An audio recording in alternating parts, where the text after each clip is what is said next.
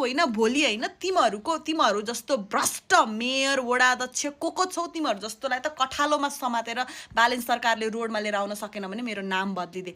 आज तिमीहरू घन्टीमा भोट हालिस् अब परेको बेहोर भनेर जुन तरिकाले आज अरू पार्टीका नगरपालिका वडाहरूले हामीलाई अल्टिमेटम दिइरहेछन्, एउटा कुरा के बुझ भने म त्यति साक्षर छु कि कसले के गरिरहेछ कसले के गरेको छैन बुझ्न सक्ने क्षमता साक्षरता हामी राख्छौँ के।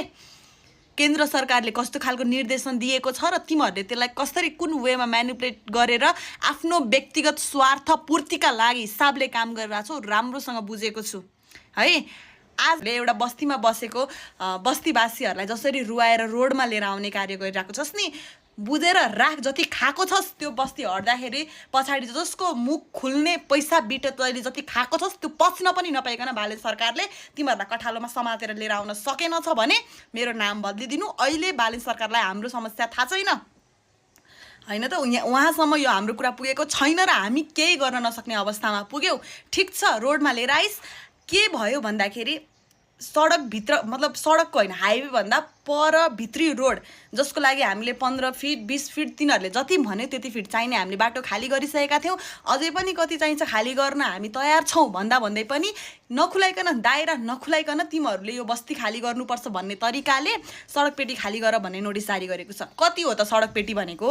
18 फिट 20 फिट दायरा तोकिएको हुन्छ नि, कि त बस्ती खाली गर तिमीहरू हामीलाई धेर भयो हाम्रो नगरलाई तिमीहरू धेर भयो भनेर नोटिस जारी गरेको भए हामी बुझ्थ्यौँ होला। तर यहाँनिर एकदमै गलत तरिकाले होइन भ्रामक तरिकाले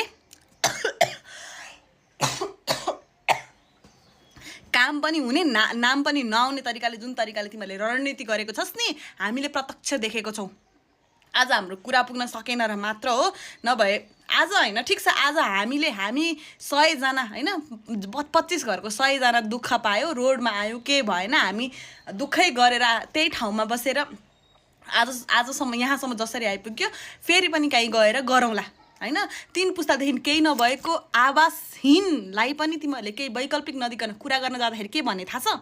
तिमीहरूलाई पहिला हटाउँछु त्यसपछि व्यवस्था गर्छु रे। त्यसपछि भनेको कहिले? हटाएको अवधि हटाएको 1 महिना 2 महिना त्यो बिचमा कहाँ बस्ने? अनि त्यसपछि ठिक छ तपाईँहरूले हामीलाई हटाएर के गर्न खोज्नु भएको, के गर्ने भन्ने कुरा अहिले थाहा छैन, 1-1.5 वर्षपछि थाहा हुन्छ। भनेपछि यसमा प्रपर कतिको भ्रष्टाचार युक्त काम भएको छ भन्ने कुरा हामी बुझ्न सक्दैनौँ।